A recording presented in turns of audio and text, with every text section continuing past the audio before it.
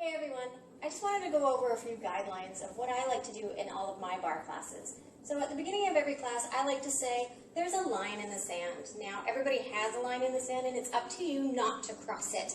I'm going to push you way up against it, but I'm hoping, you'll take care of yourself and not cross that line. That's rule number one. Next, I want to go over some alignment. Now, what tends to happen is a lot of booties start to stick out, or we get some arching of the back, and that's going to hurt your low back. So I want to go over some rules around that. Starting at the top of our head, I want you to imagine that you have a line going down your spine from the top of your head through to your tailbone, so that your head is stacked over your shoulders and your shoulders are stacked over your hips. This is really important when we're doing external rotation. So anytime our feet are turned outwards. So this is what's called first position. Now it's our heels together and our toes pointed out. Your first position will be different than the person's next to you. And what I mean by that is it's your turnout, so your external rotation, what your knees are comfortable doing. So in order for you to know what your first position is, I want you to stand in a V position. Now maybe your heels touch, maybe you need a little space between, and that's okay too. So coming into your first position, just looking straight down, not bending forward, looking straight down, push your knees open as you bend. Can you see your big toe?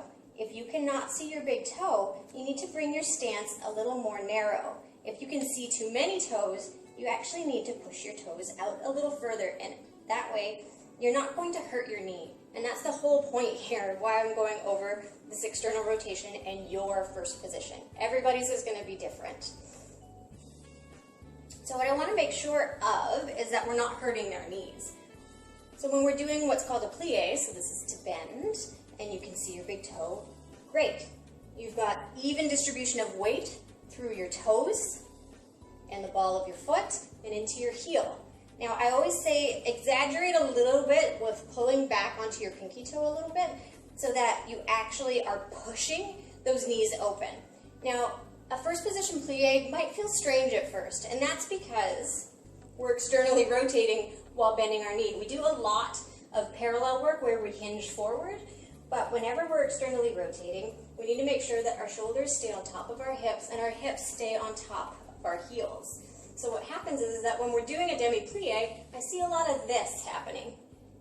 And while you're keeping your spine straight, and that's wonderful, we don't want any ducktails. So we need to stay up on top. So we're pushing our knees open. We're like a frog on a windscreen. Shoulders stacked over hips, stacked over our heels. So you're dropping that tailbone between your heels.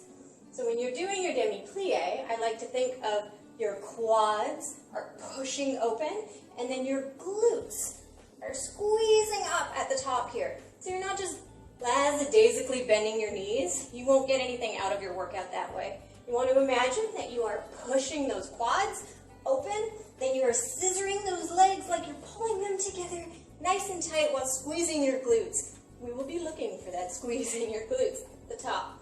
So by keeping ourselves stacked, sometimes you might feel like you're falling backwards, but you're not. It just means that you're actually aligned perfectly. So it takes a little time to get used to, but trust me, it's going to be well worth it. So we always say that it is quality over quantity. So if Susan next to you is doing, maybe 50 of these and at whatever pace works for her, that doesn't mean that it's going to be the same for you. Maybe you're staying here at nice, slow and steady, up and down. Okay? And that's just alignment of the knees. The next important thing is that we keep our chest open and proud. Nice chin up, not down. Just a more neutral chin, if you will.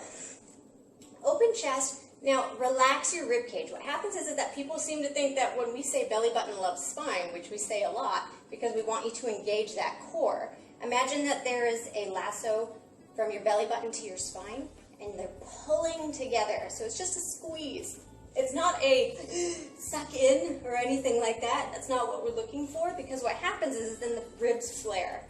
So what we want to do is just a nice squeeze and relax those ribs. Now the next thing in this perfect line that we're creating is we need to do a pelvic tilt forward. Now it's not a tuck. Again, that's going to cause issues with the knees. It's just the slightest tuck of your pelvis, and that's going to squeeze your glutes back here, and it's also going to engage your pelvic floor, which is such an important part of your core muscle group because she's going to help support all of your organs, help with your low back, and also give you a nice flat tummy. So we have a lot to think about from the top of our head to the tips of our toes. Nice and tall, open chest, ribs down, belly button love spine, tilt of the pelvis, pulling those knees nice and tight, not locking them though, nice and tight, and just standing here. We should be sweating, waiting for the instructor to tell us what to do. I hope that was helpful for you and that you can apply that to any of your barre classes. Have a good day.